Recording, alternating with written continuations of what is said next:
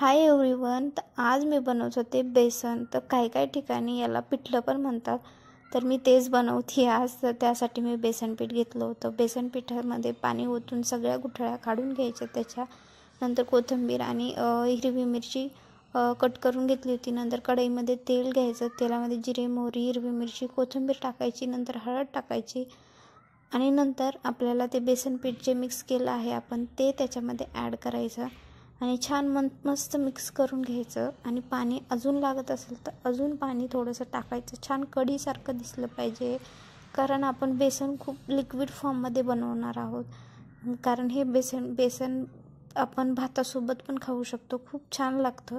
आणि जेव्हा हे उडतं ना तेव्हा जरा सावधान, त्यावर लगेच झाकण ठेवून शिजून द्यायचं थोडा वेळ, 10 मिनिट वगैरे.